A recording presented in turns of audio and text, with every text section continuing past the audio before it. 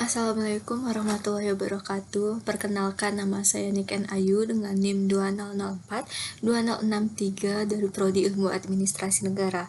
Baiklah, pada video kali ini saya akan menjelaskan terkait contoh kasus dari uji chi-square 1 populasi, uji Mann-Whitney, dan uji Rantes.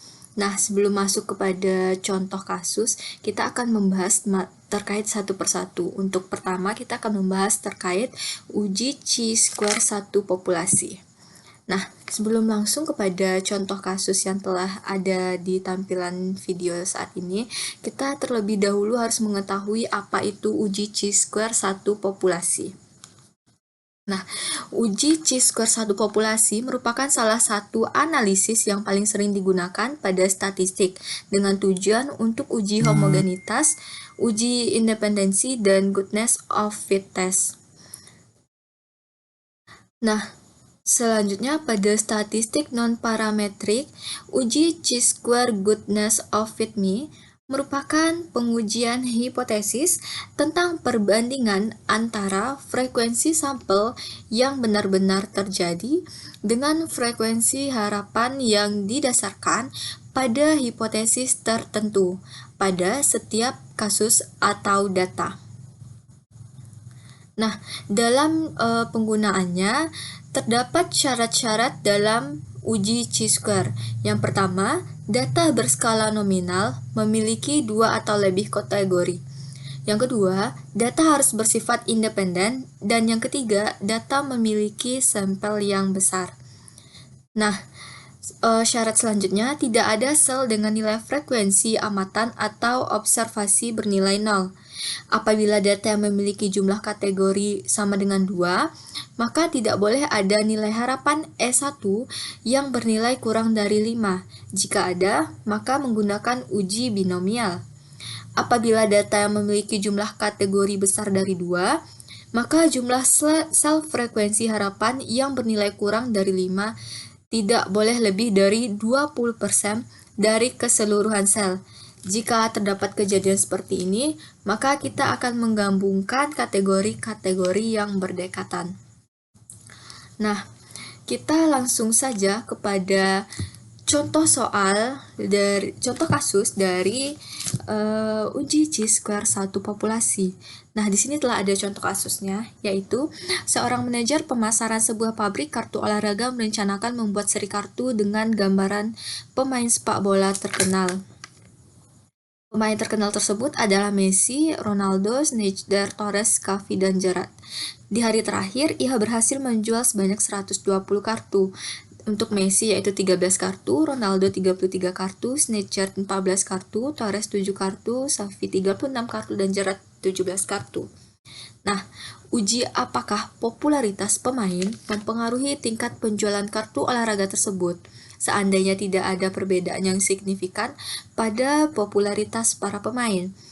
Nah, untuk H0-nya yaitu distribusi penjualan kartu olahraga sama atau tidak dipengaruhi popularitas, dan untuk H1-nya yaitu distribusi penjualan kartu olahraga ada yang tidak sama atau dipengaruhi popularitas.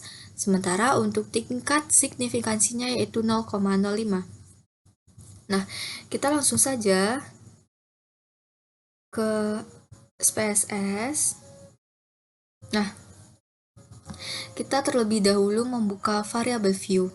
Nah, untuk variable view-nya yang pertama yaitu dengan pemain, dengan tipenya numerik, width-nya 8, untuk desimal itu 2, namun kita jadikan 0 biar mudah dengan values yang telah ada, dengan measure-nya nominal. Sementara untuk data penjualan yaitu dengan skala measure. Nah, setelah itu kita langsung saja melihat data view. Nah, untuk data view ini tadi pemain 1, 2, 3, 4, 5, 6. Untuk nama-namanya kita jadikan 1, 2, 3, 4, 5, 6 dengan penjualan kartu yang telah tertera di SPSS ini. Nah, setelah data ini ada, kita langsung mengklik data, weak cases. Setelah itu kita pilih penimbangnya. Di sini karena kita akan melihat penjualan, maka week basis by penjualan. Setelah itu kita langsung saja menekan OK.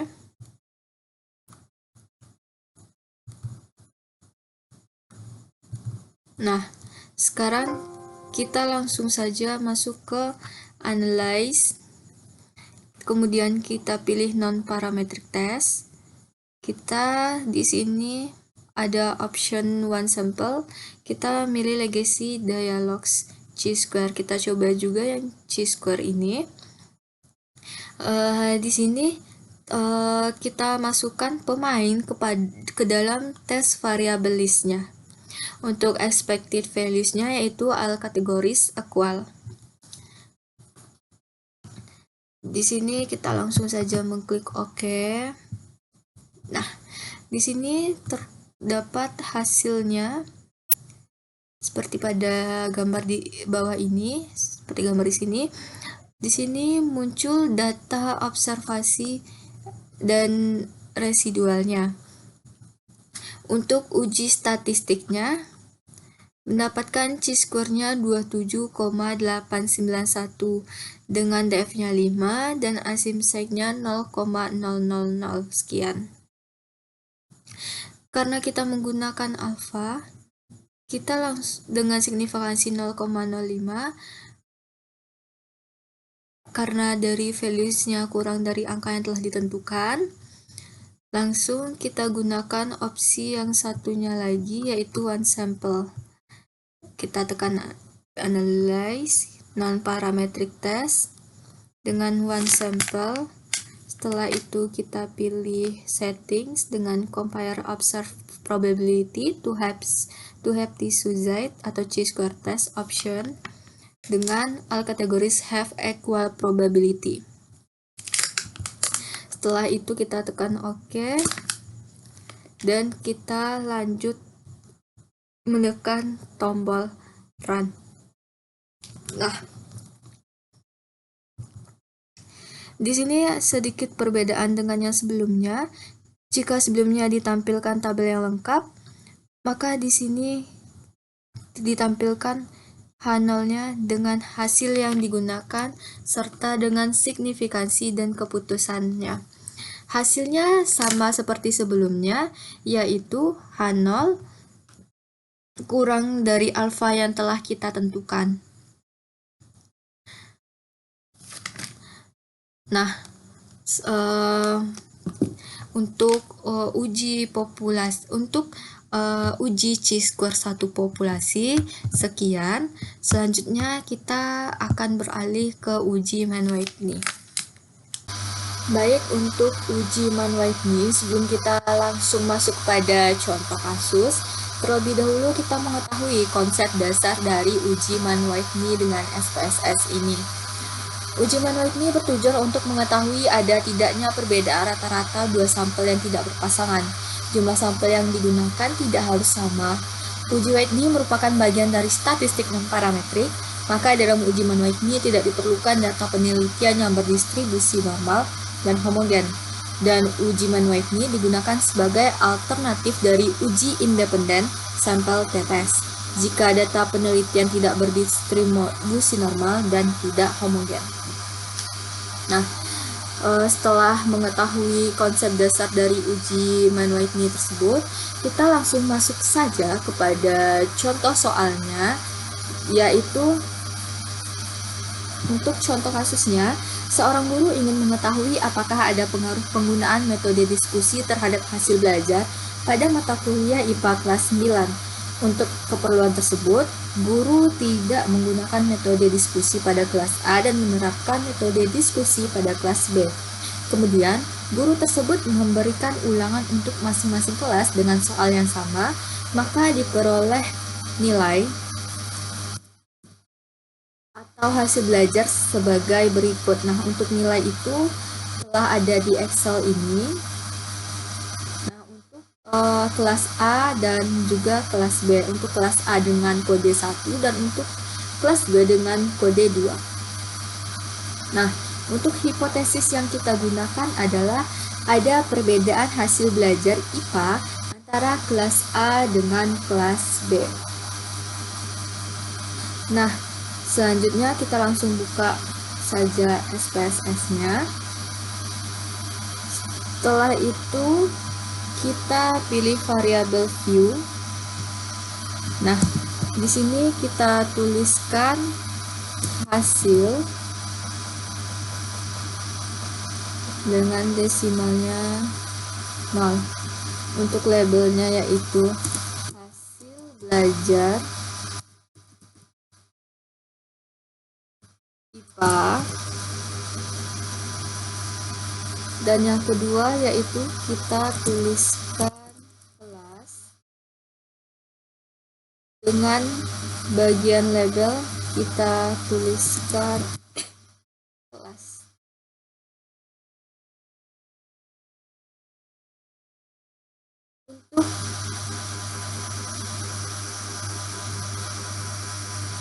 Untuk selanjutnya yaitu kita biarkan dan kita tidak mengubahnya.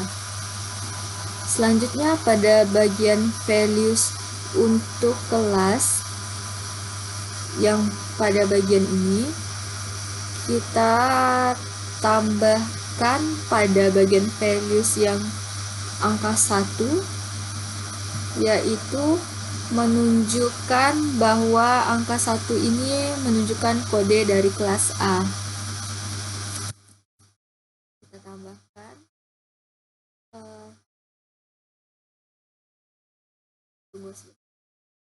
satu itu untuk kelas A.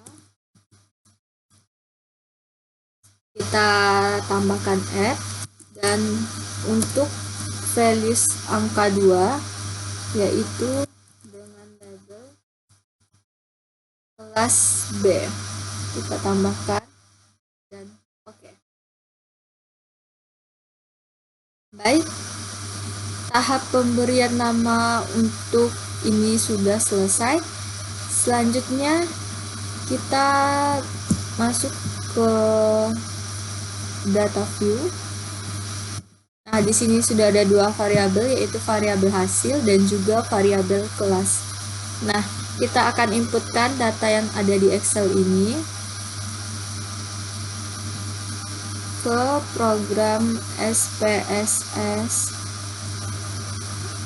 Kita blok kelas A terlebih dahulu. Kita paste di SPSS di bagian hasil. Nah, kemudian nomor 11 diikuti dengan kelas B.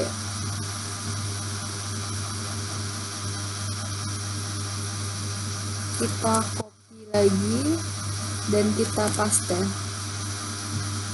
Nah, untuk kelas ini kita masukkan terlebih dahulu A. Kita masukkan, dan di sini kita pastekan lagi dan kita pastekan. Oke. Sudah ada seperti ini hasil belajarnya dengan dari 1 sampai dengan 20 dengan menunjukkan untuk kelas 1 yang dengan kode 1 itu untuk kelas A dan kode 2 untuk kelas B. Langkah berikutnya adalah analisis data. Caranya, kita klik menu Analyze, kemudian kita pilih Non-Parametric Test, lalu kita pilih Legacy Dialog. Selanjutnya kita pilih To Independent Sample.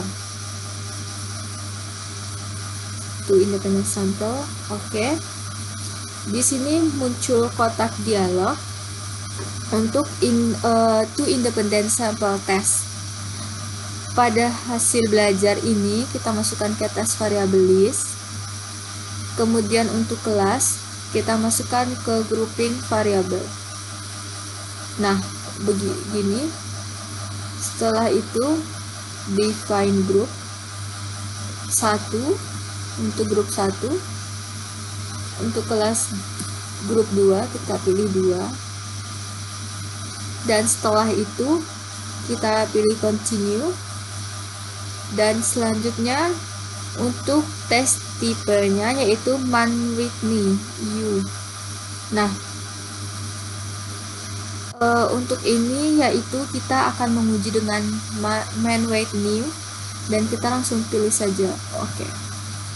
Nah, di sini muncul output SPSS untuk uji Man-Whitney test analisis kita. Kita tinggal interpretasikan dari hasil SPSS ini, di mana untuk tes statistik ini sudah ada hasilnya,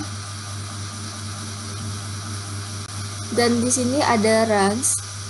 Nah, untuk hasil belajar IPA kelas A dengan 10 dengan ranknya 5,55 dan sum of range-nya 55,50, dan kelas B untuk 15,45 min rank dan 154,50 sum of rank. Nah, yang paling penting dalam uji Man-Whitney yaitu tes statistik ini.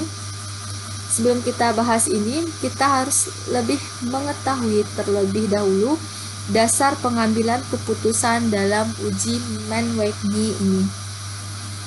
Nah, untuk dasar pengambilan keputusan dari Man-Whitney tersendiri yaitu jika nilai asumsinya kecil dari 0,05, maka hipotesis diterima.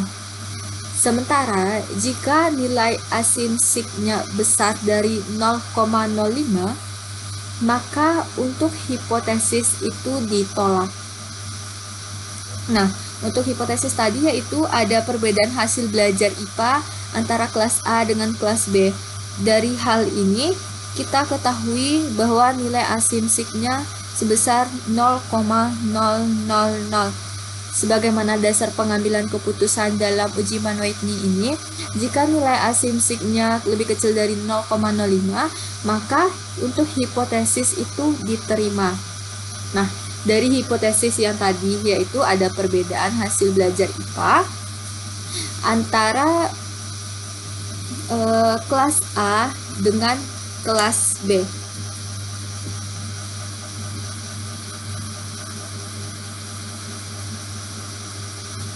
Nah, untuk selanjutnya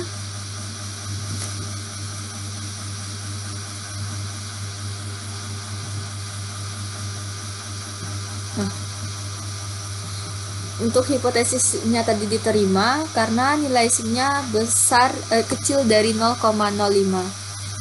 Maka berdasarkan output tes tadi, berdasarkan hasil output uji Man-Whitney tadi dapat disimpulkan bahwa hipotesis diterima. Dengan demikian dapat dikatakan bahwa ada perbedaan hasil belajar IPA antara kelas A dengan kelas B karena ada perbedaan yang signifikan.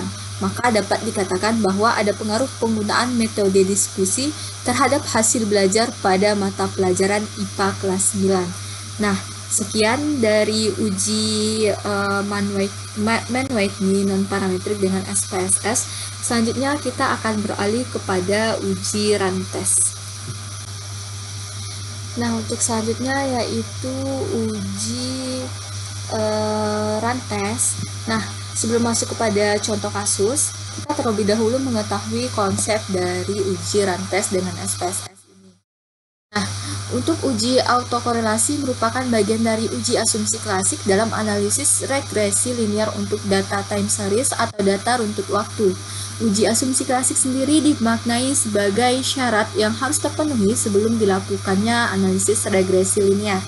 Model regresi yang baik tidak terdapat masalah autokorelasi. Metode yang paling sering digunakan oleh para peneliti untuk mendeteksi gejala autokorelasi adalah dengan metode Durbin-Watson. Namun demikian, uji Durbin-Watson mempunyai kelemahan, yakni jika nilai Durbin-Watson terletak antara DL dan DU atau di antara 4DU dan 4DL, maka tidak menghasilkan kesimpulan yang pasti apakah terjadi gejolak autokorelasi atau tidak. Oleh karena itu, Alternatif uji lain yang dapat memberikan kesimpulan yang pasti tentang masalah autokorelasi ini adalah dengan uji rantes. Nah, kita langsung saja masuk kepada contoh kasus setelah mengetahui konsep dari uji rantes ini. Untuk contoh kasusnya adalah model regulasi linear yang diajukan adalah pengaruh kurs atau S1 dan SBI atau S2 terhadap IHSG atau Y tahun 2013. Nah, sebelumnya telah ada yaitu nilai Durbin-Watson sebesar 1,072. Nilai ini terletak di antara nilai DL 0,0812 dan untuk DU-nya 1,579 sehingga tidak ada kesimpulan yang pasti tentang ada atau tidaknya gejala autokorelasi. Maka harus dilakukan uji rantes. Nah, untuk datanya yaitu tahun 2013 dari bulan Januari sampai dengan Desember dengan kurs SBI dan IHSG-nya seperti yang ada di Excel berikut. Kita langsung saja masuk untuk menguji dengan SPSS. Nah, untuk itu kita isi untuk variabel view-nya dengan nama X1 dengan label course, dan untuk X2 nya yaitu kita ubah dengan nama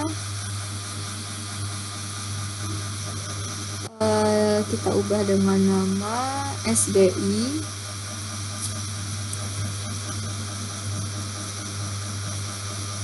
Untuk Y itu kita ganti dengan nama IHSG.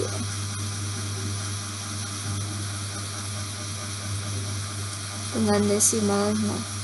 Nah, setelah kita memberikan nama pada variabel yang akan kita uji, selanjutnya kita akan memilih data view. Nah, dari X1, X2, dan Y-nya kita ambil dari Excel yang telah ada tadi dengan cara kita blok untuk data ini.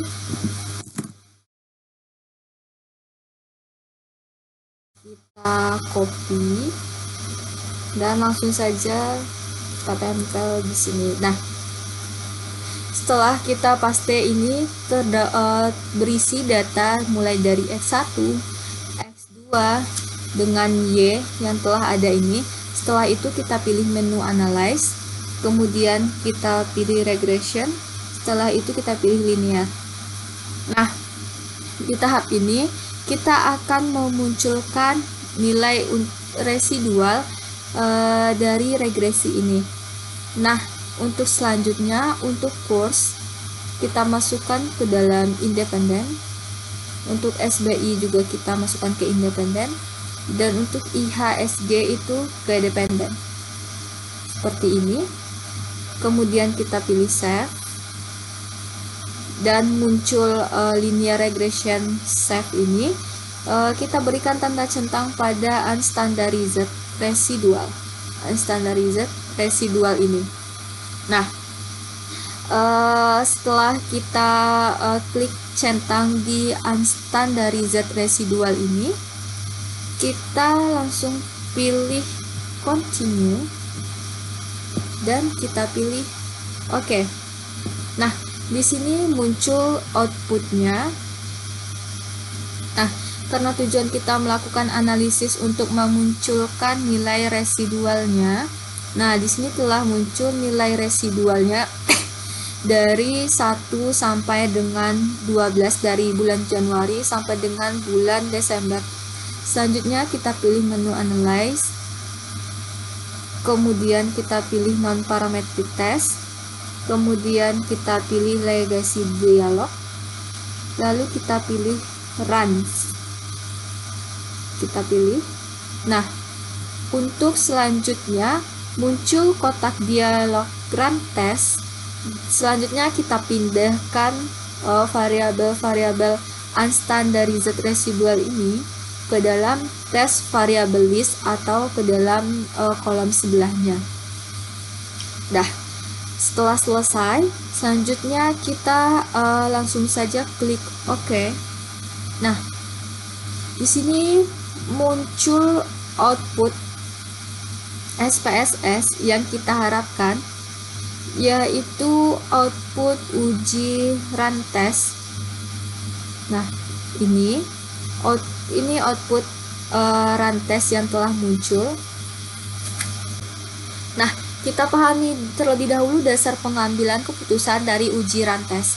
Yang pertama, jika nilai asymmetric two-tiled lebih kecil dari 0,05, maka terdapat gejala autokorelasi. Nah, untuk yang kedua, jika nilai asymmetric two-tilednya lebih besar dari 0,05, maka tidak terdapat gejala autokorelasi. Nah, berdasarkan run test yang ini telah kita uji dan telah kita tampilkan, dan untuk pengambilan keputusannya yaitu nilai asymmetric two-tilednya sebesar 0,762. Nah, di sini nilai asymmetric two-tilednya 0,762, artinya lebih besar dari 0,05. Maka dapat disimpulkan bahwa tidak terdapat gejala autokorelasi, sehingga analisis regresi linear dapat dilanjutkan. Nah, sekian penampilan video dari sekian uji dari run test, dan sekian juga kita telah melakukan uji 3 uji statistik non parametrik, mulai dari uji populasi, Mann-Whitney, dan run test. Nah, sekian yang dapat saya sampaikan. Apabila terdapat kesalahan kata, mohon dimaafkan. Saya akhiri dengan Assalamualaikum warahmatullahi wabarakatuh.